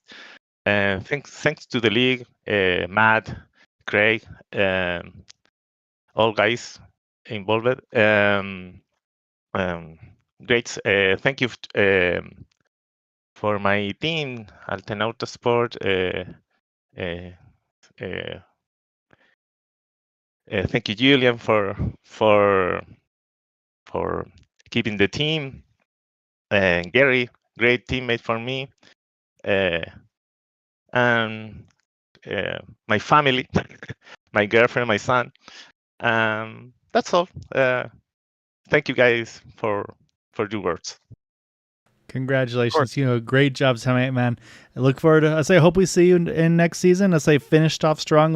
I say we want to see you back next Uh, season, going for more podiums and a win. yeah, we'll back next season, guys. Awesome. Congrats again, Hugo, on the podium. Great job. Congrats. Thank you. Bye. All right, that is Hugo Glass there in the 57. I have not been able to hunt down a Gary Laverne yet, so hopefully we'll get him. Otherwise, we'll jump around a little bit as we're focused on him, but we'll jump over to that number 34 of Gary. And again, I mean, we've talked about Gary all season long, just progressively just getting better and better. And as I say that, he just pops into the chat just like he knew we were going to be trying to get him. So, because we got to give all these guys their results here. So, Andrew, we're gonna pull in Gary Laverne here, getting the runner-up spot tonight. And Andrew, I'm gonna put you on the spot. I'm gonna make you lead off because I always steal your questions. So I'm gonna let you lead off here with Gary. Yeah, Gary, it looks like this seems to be one of those tracks that you were very much on it. You had a great pit in, pit out. You were able to sit in the draft and save the tires when you needed to, save the fuel when you needed to. How difficult was it out there tonight? And did you feel like this was kind of the track configuration that was much more beneficial to you? Yeah, I don't know why, but I've always done well at this track, and just being patient and, like you said, saving tires and just waiting until the end. Actually, I was only hoping for a fifth, so finishing second was a big gift. And Did you find that it was tricky to get to break through that front line there of Murphy, Wagner, Forsyth, or were you just is that where you kind of resorted to saying, okay, I think I'll just finish fourth or fifth or so, or did you have Yeah, something up your exactly. sleeve for later on? No, I wasn't going to get by them. So finishing fourth to fifth was going to be a big win for me. I hate it for Murph, and I don't know who else was involved in that, but I hate it for them, and ended up getting second. Congrats to Craig for winning the race. But yeah, and then yeah, so I mean, obviously, first to get to the chance to be vying for the win of that race, going caution free. I mean, you're going up against such big hitters, obviously, with the Craigs and the Matts and the Teeds and all those guys. And so, I mean, job one is you got to nail those pit stops in the entry, the stall, the exit. I mean, do you put a lot of time into that to make sure that you're kind of on the top of the game? Because we did see a couple guys get caught out on that final stop for either unsafe entries or speeding. I mean, how do you work on those kind of leading up to the race and to just try to make sure you can capitalize on those moments too? definitely just practice a lot. And, before you make that pit stop, it's just thinking in your head everything that you need to do. Just make sure you don't mess it up, because I've done it in the past. But yeah, you just practice, thinking about what you need to do right before you pit, and then execute. It's definitely one of those things that you end the season very strong. And are you looking forward to next season? Are there certain tracks that you've already kind of considered of ones that you can excel on and perhaps improve your championship position for next year? Do you think you'll be fighting for some more top fives? Oh, definitely. I'm definitely looking forward to next year. I think Craig will do a good job with the league. I hate to see Matt go. He's done a heck of a job. I think he said for 5 years. But definitely will be back. Work commitment kind of had me miss a lot of the races this season, but definitely will be back next season. Yeah, it's gonna be a lot of fun to have you back. And yeah, like I said, I mean, I was looking at the stats, and yeah, it's like you're only kind of able to get here and there, but obviously finishing it off strong is always one of those ones where it kind of boosts you up into the next season. So, yeah, like I said, it was a really great result for you. But the thing is, like I said, we've always talked about the first step is of course just being in contention at the end, and we were watching. It was hard to break that front line of the three cars where you try to make a lane, you're going to get the dirty air, you try to go somewhere else, and someone's going to kind of steal your spot. So, yeah, I mean, you were definitely in between a rock and a hard place there at the end. But like I said, I mean, you were doing everything you could, and as I unfortunately for others, but it winds up giving you a couple extra spots. But like I said, yeah, definitely just a hell of a job tonight, man. And of course, want to give you the floor for any thanks and shout outs for that podium, or sorry, the runner up spot tonight.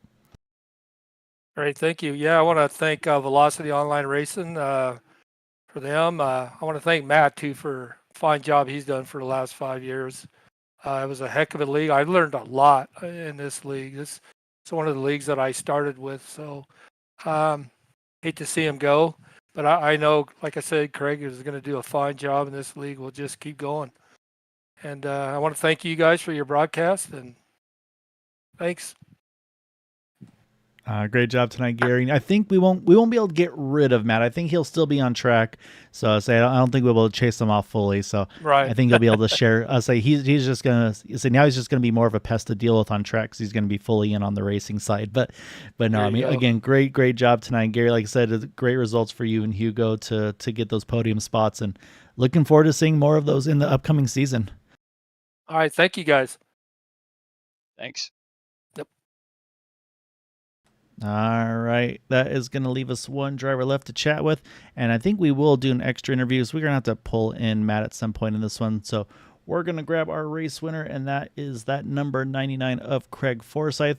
And Craig, we were watching you work the third lane, Andrew and I were skeptical. There's a few points I saw you nose head. I was like, this could work, and then you'd fall back, and then you'd climb back up. It was definitely a cat and mouse strategy. I was watching Mark Murphy drift off the bottom a couple times, and I was thinking, why not make that big dart top to bottom and try to catch him before he gets that white line? Did that ever cross your mind, or were you committed to that third line? I don't think the guys behind me would have let me fall back enough that I could have built a run to do a shot off the. That was the worry, is that if I gave up the top, I was basically giving up ever going back to the top, because I mean you could see Eric wanted it with all he was worth. I think Hugo was up there as well. I mean, those guys were pressuring hard to, like, any little bit of room I gave them, they were trying to squeeze their nose in. So with them running that close and pressuring that hard, there was really no room to try and do the fallback to cut down. So I had, I think with about 10 to go, had accepted my fate. I was trying to get Mark to, at that point it was I think Mark, or sorry, Matt was on the in the middle, trying to get Matt to push Mark down harder, and just hoping that it would end up wearing Mark's tires out or something, anything. Once you're on the bottom, it's hard to get someone off the bottom in the last stint at Auto Club.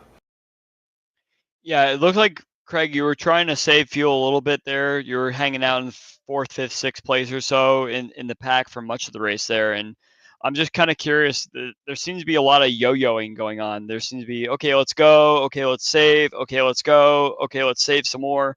And I'm wondering when you were able to predict that people are going to start going on their full fuel runs there towards the end of the stint in particular. Did you notice when people were starting to really pull away and start their foot flat to the floor situations, and were you able to predict it, and did you find it hard to actually make up spots from there once you saw the pack start to move? No, yeah. I mean, I was back just saving fuel. I knew that the guys, the first couple cars at the front were going to pit around 33, 34. Like 34 was the goal, because then your next two stints obviously would be 33. But so I knew at that, basically once we hit 20, lap 23, that was the time to start moving forward, to make sure that when the cars started spacing out, as cars started dropping in, I was able to use that gap draft to continue pulling myself forward, so that by the time the final car the final car of that cycle pitted in, I was out at the front leading that group, so that I could then just get the one more lap around and come back in. I mean, the whole goal with that was to make sure that my last stint was basically only as much fuel as tires, and the goal there, save a second or so in the pit stop, and try and come out far enough ahead that I couldn't be run down. Unfortunately, this is not a track where you can just be 2 seconds ahead of the pack and stay out there. They will run you down. So it's what makes this a very interesting track, because it's like a combination of all of the other, like Michigan and Indy, like the tracks where you can leapfrog yourself up through the field during the pit cycle. You could try undercutting to try and get ahead. You have all of these different combinations of the various pit strategies all put into one race. But in the end, this always comes down to who can own the bottom. And I mean, I'm fully cognizant, Mark and Matt had this race 1-2. It's just we were settling for the third and got very lucky that they got very unlucky there. Mark was saying he went the wrong way on his weight jacker, and it understeered him up, so he was very unhappy with himself. So the cost them both the podium, gave us a surprise win, and yeah, good on the other two guys for coming through and getting a podium for themselves. Well, another thing I was curious. I was curious also. So on the last pit stop, it seemed like you and Matt and Mark were kind of stepping all over each other to see who can lead and who can start the swap draft. And I could tell that it seemed like you didn't know which one of the three you wanted to lead. So do you think that if you had gotten into a single file formation and let 2 out of the 3 you do the swap draft, would you have been able to pull away from that pack that was Oh, behind? absolutely. It would have been a 3-car breakaway at that point. But yeah, it there was a little too argy bargy. I think I gave it up. I decided to be the third person too late, I think, at which point they were already caught up, and suddenly it was a big schmam of 13 cars all within 1 second. Yeah, that's what I noticed for sure, is that it seemed like no one really was sure who should lead and who should go and who should be the swap draft pair there up there. And next thing you know, you had brought the next 3 cars up to you, and that's what led to the big pack there at the end of the race. Now, in the end, I just decided I was going to sit on the bottom for a while and accept my fate. And I think Matt made an awesome dive underneath me that he was able to not only dive and keep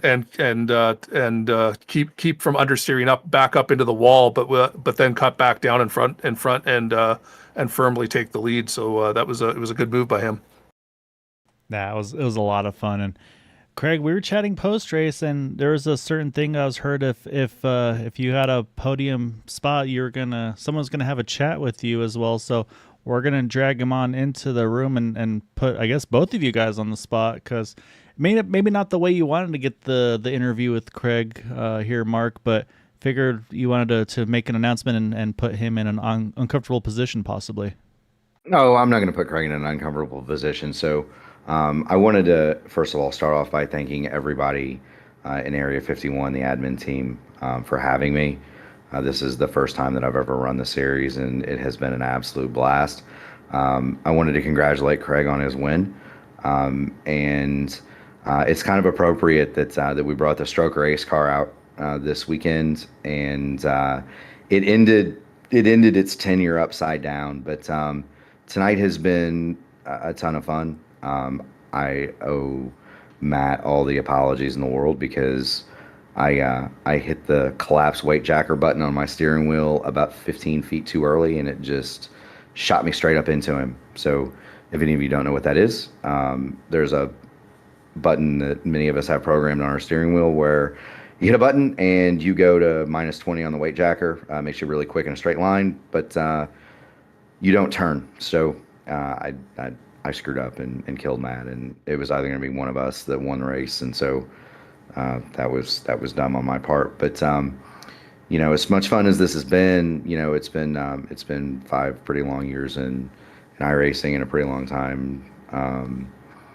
pretty long time of running some pretty high level stuff. And I think Craig, I wanted to, you're one of the guys that I always used as a benchmark, back to the times in the Elite Racing League. Craig doesn't know it, but I became really good at Gateway really early on. Like, it was my first broadcasted win, and that was because I followed Craig Forsyth around at Gateway in like my second league race that I ever ran. And but that kind of ends tonight. So I'm going to step away from the cockpit. I'm still going to run some fun stuff on Sunday nights, Dark Horse and Votive, but I won't be back to defend this one. And I'm going to step out of the car and you really get back into the broadcast booth, and get some more time to enjoy the entire community, and really spend some more time with my family.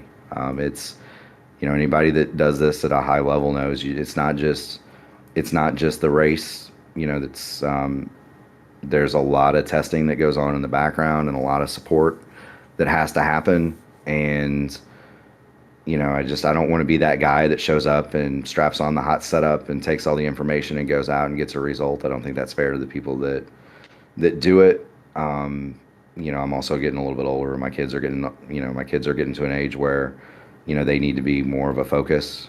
And so, I'm going to step out of the cockpit for a while, and I wanted to thank you guys. It's an honor to have won the league. And like I said, you got the chicken on the dash. That's awesome. But yeah, Craig, you won't have to worry about me anymore. No more high Craigs for a while.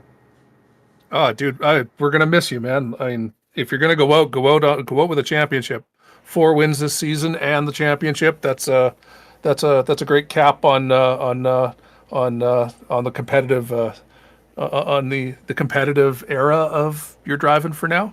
So Yeah. we've enjoyed racing with you, man. He Thank also you very finished much. upside down too, just for good measure.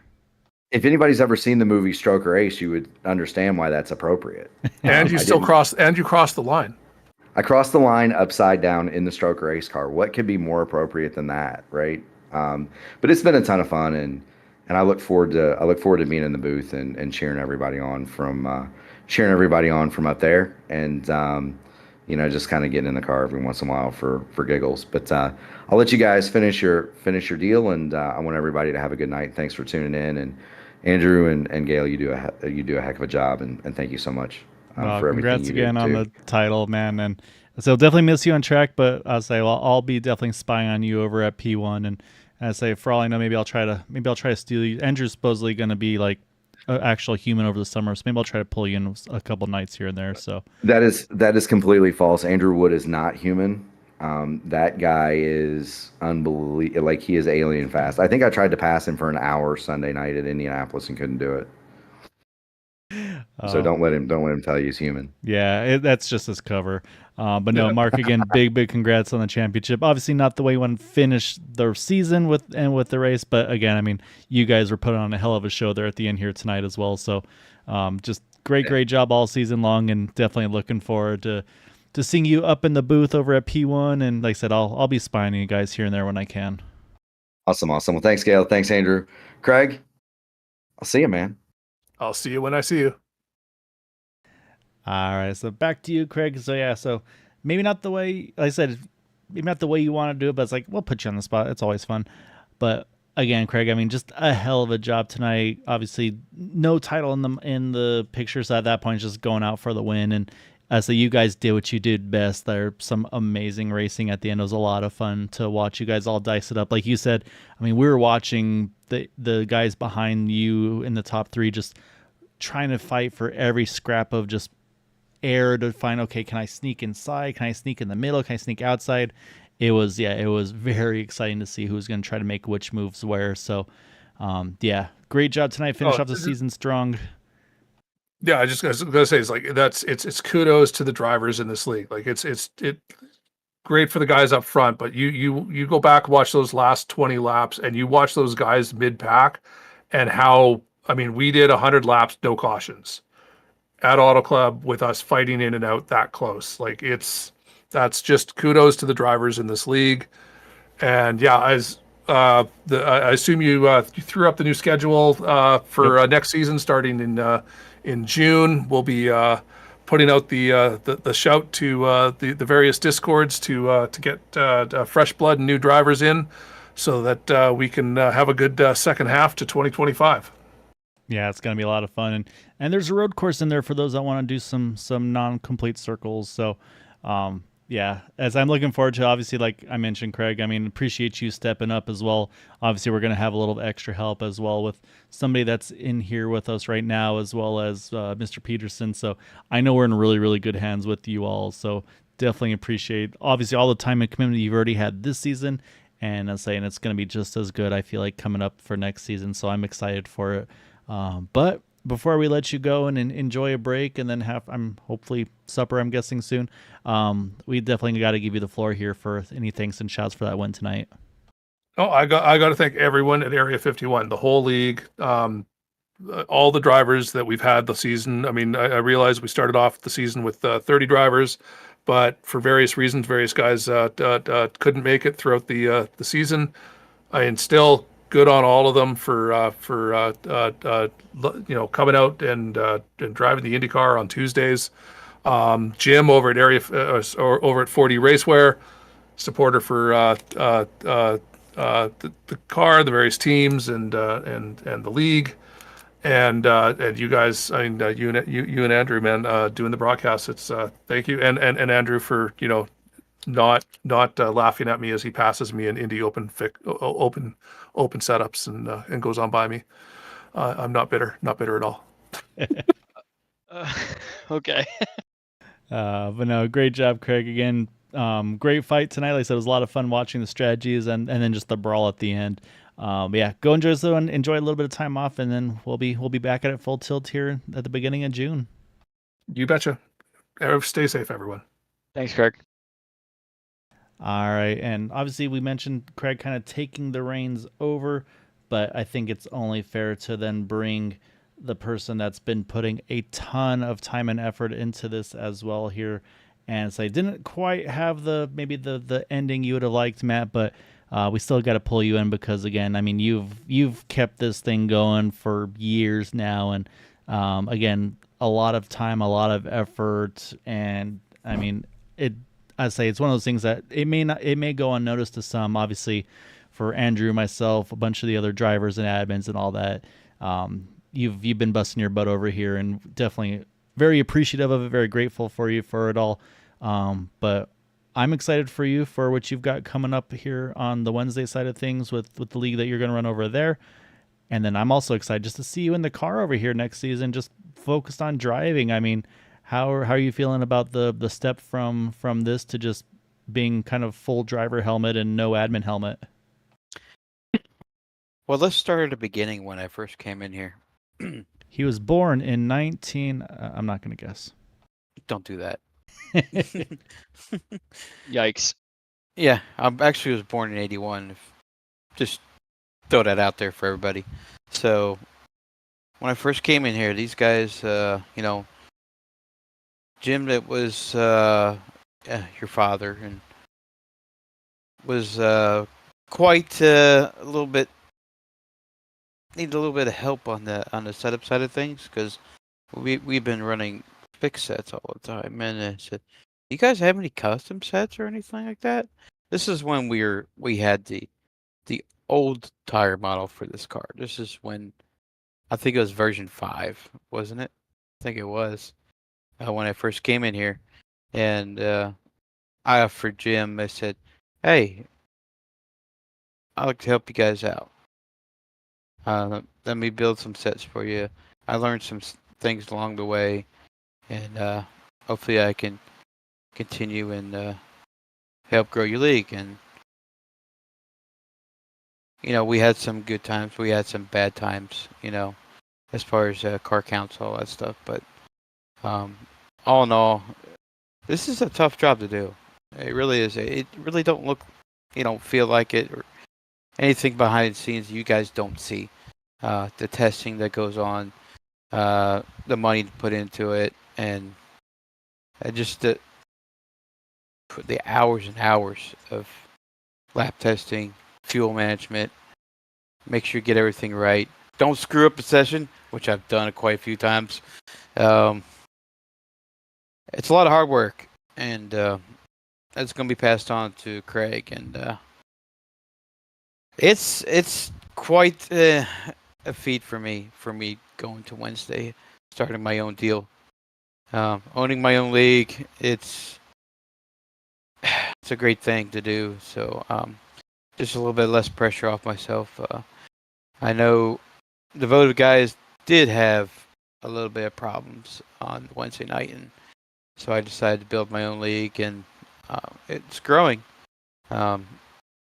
Next year we're going to run some road courses and ovals, so looking forward to that one, and me learning and getting my butt kicked on road courses a bunch. So it's no big deal. But as far as the Area 51 goes, I'd like to thank you, Gaio, for giving me the opportunity to help your dad out and all that stuff, your brother. And I know your dad's going through some tough times right now. I've been reading some of the chats in the admin chat, and I really, really hope a speedy recovery for your dad. And it really means a lot for him to give me the reins of helping you guys out, and it's something special. But I do thank you.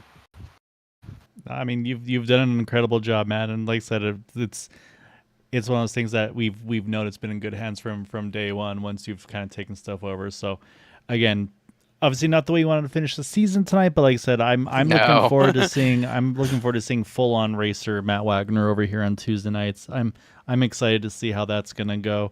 And yeah, I said I'm going to be obviously spying over on the Wednesday side of things. I say if I can open up some nights, I'll definitely try to pop in there and cause some trouble as well. I do. I see you. But yeah, no, it'll be a lot of fun. But yeah, I just want to make sure I grabbed you because again, definitely a lot of time, a lot of effort put in on your end. So definitely want to let you know. Just yeah, big thank you for all your time and effort. It's definitely much appreciated. And like I said, I hope you have a lot of fun over there. I look forward to having you on track over here full time next season, just as a driver. But yeah, man, great job all season. Look forward to see you go for that title though coming up. Yeah. Dang it, Marv. Why'd you have to wreck me? But you know what? As far as the race goes, can we talk about the race today? You can That was talk a lot about of the fun. race. That was a lot of fun for me as a driver. You could not hold that bottom. You were gonna lose. I like where Craig was at. He was in the best spot. That's where I kind of wanted to go. But unfortunately, he hit his weight jacker a little bit buttoned a little bit too soon. He got into my left rear, and you know how it happens. It is what it is. But oh no, I had fun. But as me as a driver, I can actually go for a championship because that's something in Area 51 I have not done. Because when you're focused Not easy. when you're focused on the admin work inside of things, it's something. It's like I know it's not easy. Trust me, I know. It's you don't want to win a league that you're building a set for. You know what I mean? It's like the admin say, "Oh God, the admin won. He won the championship." Blah blah blah. I don't want that kind of thing. I care for my drivers more than anything. That's why I'm glad to see Mark win. That's why I see. Hell, we had different champions since I was admin. We had Greg, Charles Teed. Who else? We Henry Bennett. Nick. I saw Henry racing over there on was it Sunday night? Nick the Groot, 3-time champion. Yep, Same as Henry Bennett. Yep. Nick won the championship over me right before I hung the helmet up in this league, so I know that one all too well. I know. It's tough, man. Beating him, it's tough. You know, it's definitely, you know, you put in a lot of hard work, and it's not gone unnoticed by pretty much everybody in this league. Time after time, we interview people in this chat here that thank you over and over for all the stuff you do. So it's definitely something to be proud of. And yeah, we're losing an admin that really cares about his people and everything like that. But it you know, times come and go like this. So it's definitely one of those things where you know when it's time to move on. And if you feel like you're putting the league in capable hands of someone like Craig that has just as much passion for this league as anyone else, I think that's definitely a move that is going to be positive for the league, and who knows where it goes from here if he gets a lot of people that keep this thing going and keep everyone interested, happy to race, and keep it competitive and fun. That's really all that matters here. Oh yeah, 100%, dude. I totally agree with you. Craig does not want this league to go away, so I know I trust him 100%, and he shares the same passion that I do. So it's a good hands. Yeah, you guys I think we're in good hands over there. So, Matt, go take a very well deserved break. I got a break from here. I know you're working hard over on the Wednesday, so go full focus over on that side. And yeah, look forward to seeing you on track here in the beginning of June, though, sir. All right, guys. I appreciate your time. Thank you. All right, see you, Matt. Good job, man. Take care. Yep. All right, Andrew. We had some extra interviews, but I mean, it's the season finale. What are you gonna do? And saying we definitely had some people we had to get some attention to because, like you said, there's a lot of big people helping in various ways. And then yeah, I mean, like you got just a lot. I mean, there's a lot going on tonight. I didn't know about Mark kind of hanging up the driving hat for a little while, but I totally get where he's coming from. It's a big commitment, and I think again that kind of shows with the talent these guys have. So yeah, it's been a lot of fun this season. It's kind of crazy that it's already been 14 races. It's definitely flown by, and I even thought about it earlier before I even got onto the sim here.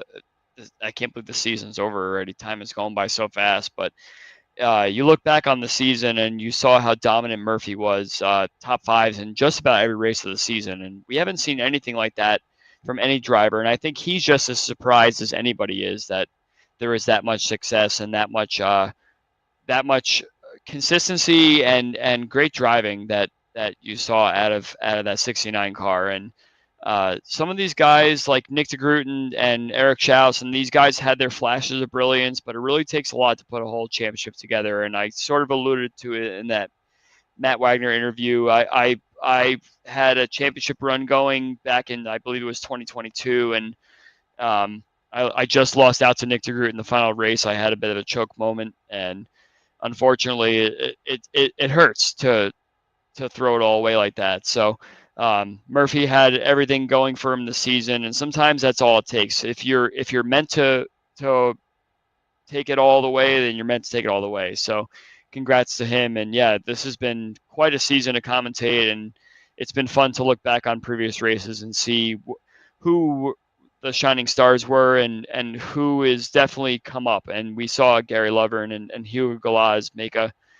huge step forward tonight, getting on the podium. Yeah, I know exactly right. And again, I mean, we talk about week in, week out, just putting yourself in position to win these races. And then at some point that thing is, whatever it is that maybe hasn't had luck wise, that's what's going to turn, and that's what's going to get them into the thick of it in the future. So, yeah, I'm excited to see what's going to what next season's going to hold. Like everybody said, it's like we're in really good hands. I mean, got great drivers, got great admins. It's only gonna get better from here. So I'm looking forward to that. So with that, I'll say that's gonna be it for us over on the Area 51 Indy Series. We still got a couple races left to go on the Super Speedway side of things to finish off the playoffs over there. And like I said, we'll be back in the beginning of June. So, of course, we'll be having more updates. Say area51iracing.com. It'll have this calendar on there, linked to the Discord. We'd love to have some of you guys over on the league to finish up Season 2. And, yeah, again, big congrats to Craig on the win tonight, as well as Mark for the championship. Andrew, it's always a pleasure doing these with you. I know we'll figure out the summer plans. I know you've got some real life going on, despite what Mark claims. But yeah, I'll say I look forward to hopping back in either on track or in the booth or wherever it may be with you in the upcoming season. I'm looking forward to next season myself, and even if I don't make it into the booth, I'll be following along. So when I jump back in for the latter part of the season, I will definitely have some good knowledge of what's been going on. So I'm looking forward to it as well. All right, everybody that watches and supports us here on Green White Checker TV, thank you all so much for being a part of it. And as always, say feel free to chime in if you want to see anything, talk to anybody. We're always willing to try to give that extra attention. So thank you all so much for supporting the series.